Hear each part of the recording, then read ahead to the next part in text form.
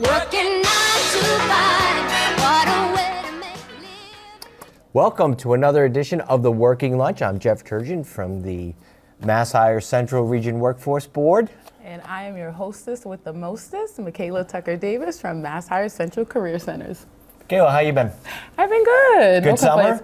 Good summer. I don't really feel like I did a lot this summer though. It flew by. It really did. I'm like, wait a minute, summer's over, it's cold out? I seen someone wearing a hoodie the other day and I was concerned. I'm like, I missed the whole summer. Hoodie, oh my God. Yeah, it was cold though, it was cold.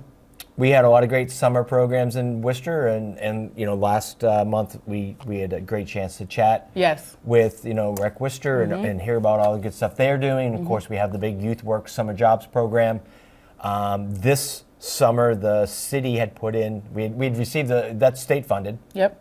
And so we'd received a pretty substantial state cut in funding. And the city manager was able to work with city departments to figure out a way to basically add back in $1.5 million, which goes directly to hiring, you know, hundreds of kids for the summer. And so we always appreciate that and appreciate the strong work that are done by our partners in that. We have the Worcester Community Action Council here in Worcester, the Recreation Worcester program in the Division of Youth Opportunities. We have the Center of Hope in Southbridge runs some program. That's the state funding comes in. Some of it goes there. We also have the Milford Youth Center and the Blackstone Valley Hub for Workforce Development. So we those state funds that we get in do get a chance to kind of percolate out. The majority stays in Worcester. That's where the biggest need is, if you will, for if you look at the number of, you know, kind of like low-income youth and disaffected youth. So the bulk of the funds there, but it's good to see that we have a strong regional partnership for that. Yeah, I was actually at one of their closeout sessions at the Worcester Senior Center. They had a panel where, you know, they invited me and another person from QCC to ask questions about youth work and how, you know, different pathways. And there's probably like 100 and something kids in the room. Yeah, plenty of kids. They do a lot of great work. I mean, they have experiences all over, so that's really neat. And, you know, some of the experiences they have, you know, different industries, right? Different fields. And so it's always good to kind of get them experiencing different things, and hopefully it might spark an interest in their career, you know? Yeah, it's always good work. So some of the young people we hope will maybe want to grow up someday and work for the city. There's a lot of great jobs in the city. Yep. In a variety of different areas. So we had talked to Raquel about the Division of Youth Opportunities and some of the work they do and programs they run. And today we have a special guest that's going to talk about some other jobs in the city and what we do. So yeah, we have Lauren Wilkins, who is the DPW and Parks Human Resources Manager. So welcome, Lauren. Thanks for joining us today on the Working Lunch. Thanks for having me. So go ahead. No, I mean, you know, for a lot of people, maybe they don't really even know what the Department of Public Works and Parks is and what you do. So maybe you can give us the 30,000-foot overview. Just that, you know, what is it that the DPW does? Yeah, so the Department of Public Works and Parks is responsible for maintaining the infrastructure and appearance of the city of Worcester. So there's a number of divisions. The main divisions are sewer, water, streets and sanitation, central garage, there's an administration and finance division, and then also the parks department as well. So it encompasses a lot. Yes. So really everything from the nuts and bolts of what happens in terms of, you know, the actual like asphalt and concrete and ducts and pipes and all that, as well as kind of the beautification efforts that go. Yep. Yeah, I mean, it ranges anywhere from, I mean, DPW and Parks manages 10 reservoirs in Worcester County. The treatment and distribution of all drinking water to the residents of Worcester. To your point, like the design and construction and maintenance and repairs of streets and bridges and sidewalks and trash collection, refuse collection, and managing stormwater and sewer and all recreational spaces, forests. We manage a cemetery, Hope Cemetery as well. All parks, green spaces, blue spaces, everything. Well, and I know that there's always a variety of of work being done. You see the crews out there, you know, whether it's cleaning storm drains or maybe reconfiguring street or just repaving and all of that work, right? Then also there's a lot of great stuff happening with like the parks and renovations of parks, and I see that what's not to put you on the spot, and we didn't talk about this earlier, so if you don't know, I apologize, but I was just driving down Shrewsbury Street and I noticed there's something going on at East Park. Do you happen to know what they're doing over there? Something specific today? No, or just it looks like there's some construction over there. Yeah, I am not totally familiar with the construction that's happening over there, but I am aware of it because I am down in that area a couple days a week, but I don't know what updates looks like they're maybe making. a softball field or Yeah, I something think they're doing some repairs to some of the fields, but That's a park that I see a lot of people at, right? Yeah, they've got a sort of newer splash pad down there that's open for the summer. That'll be closing up here this weekend, but yeah, it's pretty popular for kids and families. You have the stage thing there. That's an amazing park. Like it's actually an amazing It's space. a great place to watch theater. the fireworks over the 4th. It's a great place. It gets really busy down there. I know, so with all the parks, right, how many people would you say work in the division in all of those subdivisions? Yeah, so the Department of Public Works and Parks has about 400 employees. Wow. Maybe a little bit more than that. So there's a pretty wide range of types of jobs as well.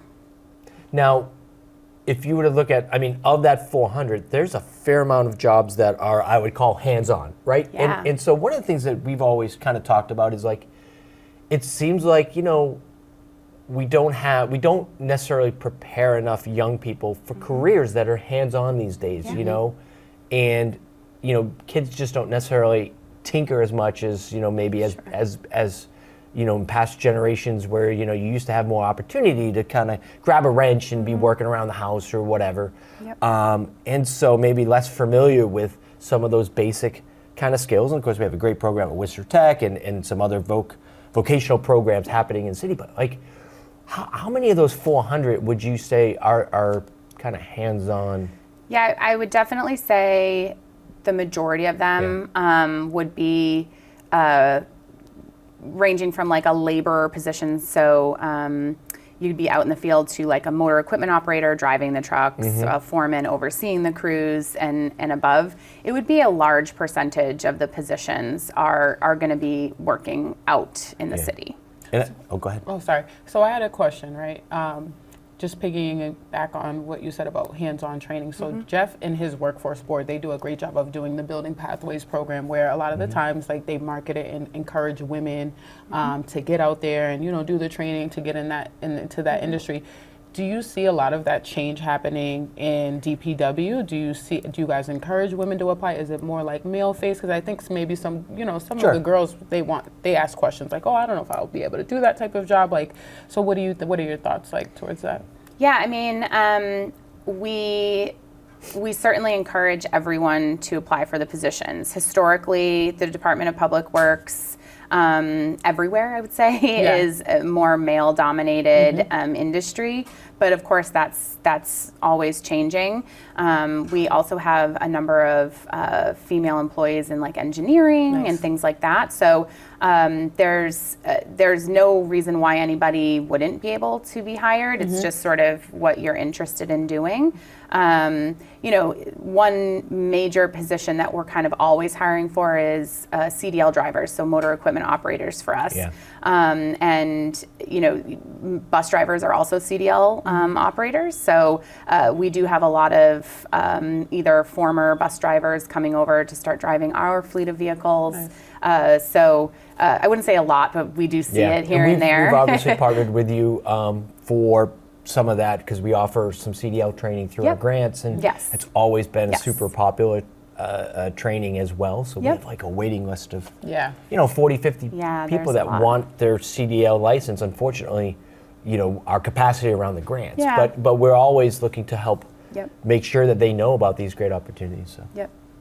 Now, when it comes to those jobs that you have, like one thing we're also always kind of mindful of is like we want to train people not just for a job, but a good job. And we kind of loosely define that, or maybe not so loosely, but we define good jobs as one that would have a wage and benefits that would support, you know, maybe a growing family, or at least at least an individual kind of like with meeting expenses to live in the city and work, you know. So, and my sense is that these jobs would be really good jobs. So can you talk a little bit about what the opportunities are in terms of like what's the average, you know, I know there's no 400 different positions or whatever, but like what's some of the benefits? Opportunities and benefits? Yeah, I mean, like you said, because the range of positions is so varied, the pay scales can be quite vast. You know, that being said, I'm sure you've talked about this, the city itself offers really great benefits that all DPW and Parks employees would be, you know, able to take advantage of. So, you know, paid time off, 12 paid holidays, the retirement plan through the pension, health insurance, all those other benefits. Yeah. You know, we hire we hire people for positions that require no work or education experience at all. Okay. So, you know, those would be on the kind of lower pay scale, I would say. You know, the around $18.50 an hour to start. Sure. But it goes up from there. If you're licensed, your CDL license, you would be making more than that as well. But one thing to remember is that our employees are always on call. So we usually like to say we work in all weather conditions on a year-round basis. So we always have to be on call. So if a water main break happens over a Saturday or over a weekend, we have to be there. So that being said, there are a lot of overtime opportunities. So if somebody's willing to work and willing to put in the time, you can be doing pretty well very early on, even as you kind of wait for that sort of promotional track to happen. Also to that point, we have a lot of layers of positions. So there are pretty consistently promotional opportunities being opened up across the divisions that are exclusive just to DPW and Parks employees. So you need to have the experience with City of Worcester, DPW, and Parks in order to even get an interview for those. So if you put in the work and show up and are a good employee, you could qualify to interview for some of these promotional opportunities as well. I like that you said that there's different levels of jobs that are being posted and not needing to have like the education or experience for a lot of entry-level positions, because I talk to a lot of kids from Voc and all the different high schools that say they either want to, get started working in the city, they want to work towards engineering, they want to do CDL. So it's nice to know that there's an entry point for them to get started, right? Yeah, and we'll work with Mass Hire to help some of our laborers if they're interested in getting their CDL license. There's discounts or options. The city at this point doesn't have an internal trainer for CDLs because it's sort of a federal program, but it's something that we would be working towards. But we do encourage all of them to get their CDLs. That's how you're going to start making more money depending on the different vehicles that you're driving once you do have that license. Now, I know we jumped like right into DPW and the inner works and infrastructure, but how did you get started in DPW? Like, what was your personal career journey? I am very new to the city. I've only been here since February. Oh, wow. I was born in Worcester, raised in Worcester County, so I'm very familiar with the city of Worcester. My background is in human resource management, so I have over 15 years, maybe more, of experience doing recruiting and personnel management and onboarding, professional development, most recently in the nonprofit sector, which translated really well, I think, to working for a municipality. Great. Well, we're glad to have you on board. I know it's always great to bring good people into the city family and to and it sounds like a pretty big job, right? So I just didn't realize how many divisions fall under DPW. That's a lot of things. So how does someone out there, we also see, besides young people, we also see a lot of like mid-career folks that like maybe they've been working as kind of on their own with a contractor or something, and they look and they're like, I'm getting a little older now. Like like the next half of my career, I should probably work in a job that I could build a retirement with. You know what I mean? So you talk about the benefits and things. So how does someone get involved? How does someone apply? Is it a civil service requirement? Or how do they get involved? Yeah. So some of the positions are civil service. I can walk through the process for that. I would say the best place to find positions would be worcesterma.gov. If you do worcesterma.gov/employment, it brings up all the positions for the city. Yeah. And so you'll see positions listed for Department of Public Works and Parks that may not be civil service listed on top, and then you'll see a section for labor service and all the different labor service positions, which falls under the civil service, all the different labor service positions. When you click on that link, it brings you to a labor service application. So this is great for anybody that has little to no work or education experience that's interested in working for the city, or like you said, somebody who's maybe been driving cross-country tractor trailers for 10 years and they're over that and they would like to stay in one spot. We would encourage them to complete that labor service application. They can either electronically send it back to HR, or they can drop it off at the HR office at City Hall in room 109, and they get added to that list. And then periodically throughout the year, we call that list up and we'll notify everybody who's on the list that that we're going to be doing hiring, and they're invited to come down to the DPW office and put their name on the list, and they'll get an interview for the position. They get on the list, and I think one of the challenges maybe that we've heard just is like, it's not like a set schedule of when they might get called, right? Yeah. So it might be 2 weeks, it might be months, and only because you do these when kind of in batches, if you will, right? So, any sense from you? And again, you don't have to if you don't know, that's fine. But on how long that list is at the moment, and if you have kind of a sense of when you might be. So there's a couple of different lists. So there's a list for laborers. So that's folks with non-CDL drivers. Yeah. And just to clarify, that's a commercial driver's license. So that means you can drive, dump trucks, pickup truck, or dump trucks, forklifts, trash trucks, all that. So there's one list for people that don't have that. Yes, that can come in and just begin working, doing more manual labor, assisting crews out in the city. Then there's a list for CDL drivers.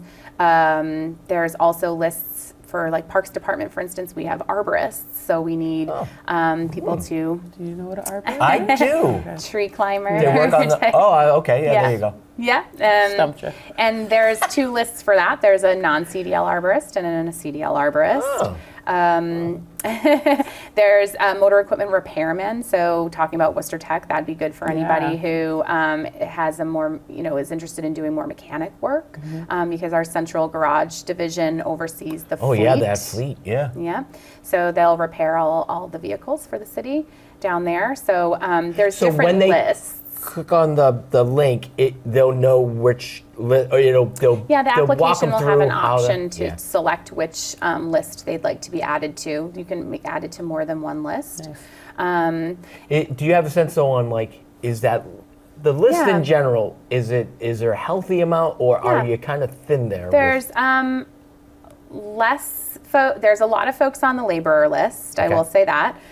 There's less folks on some of the more specific license required lists. Okay.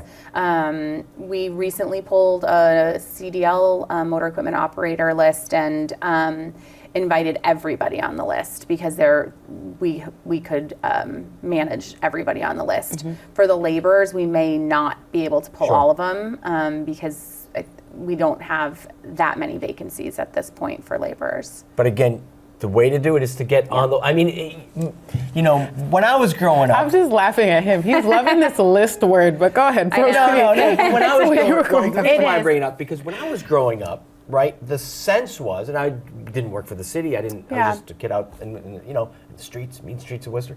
But it felt like, or the perception, which was, you kind of got to know someone. These are great city jobs, that is true. but you got to kind of know somebody, right? And so there's no magic. No one can wave a wand and be, hey, I got my cousin in. Right. No, you get on the list, Yep. and you might have to wait a little bit depending on the timing of it.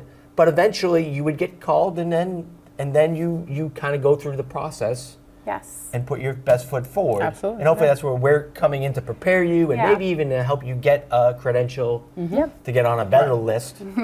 Civil service for like fire and police is different than DPW and parks. So you no longer have to take a civil service exam. Right. I was going to ask about that. Okay. So fire and police, I believe you still have to. But for ours, you don't have to. So the list is there to essentially say, we prioritize the people that have been on the list the longest. So to your point, what you might be talking about is like your number on the list.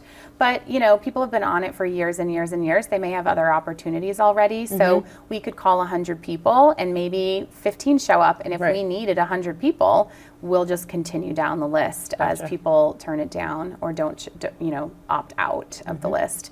So it should be constantly kind of moving around a little bit. Right. But unfortunately, based off of the hiring process for the city of Worcester, it'd be, I think, very challenging to find a job just because you know somebody here. It's very particular. Right. No, but that's keeps it fair and keeps it open, and that's part of the beauty of the is it is open and for everybody. Yeah, for it to be equitable, no matter who you know, where you're from. If you qualify, and you can get an interview. I've been advised people should not use my name if they know me when they apply. Strongly recommend that, America. You don't want to jeopardize by saying you know me. So, anything else that we haven't covered that you'd want to bring up about the work you do and about happenings in the city? Happenings in the city, or just with your department and what's going on? Yeah, I mean, it's just a really exciting department to work for. There's really no day that's the same, right? So I love that, things can happen overnight, things can happen early in the morning, things can happen during the day, and we're there to help the residents. We do a lot of work with the residents themselves. If they've got a blocked sewer that's leaking into their basement or into their yard, we're there helping with them, communicating with them. So if you like working with people, if you like working outside, it's definitely a great department to work for. Because like I said, no day is the same. You could think and you could be doing something, and then a water main break happens, and that's your priority now. So there's a lot of really cool things going on over at DPW and Parks. Awesome. So excited to hear about that. And congratulations on your new role. February is still fairly new. I know. I feel like a baby deer compared to everybody else here, right? Just learning how to walk. But you know what? You seem to be getting your footing correctly and doing a great job. So it was very nice to meet you. Nice to meet you too. And again, we have Lauren Wilkins here, Human Resources Manager for DPW&P, stands for Parks. Thank you for joining us for another episode of the Working Lunch. There we go. So as we wind down the show here, I think there's a special announcement you need to make. Yes, I do. So I would like to wish my great-grandmother, Maury B. Johnson, a very special 100th birthday. So happy birthday, Ma. Love you. Happy birthday. That's amazing.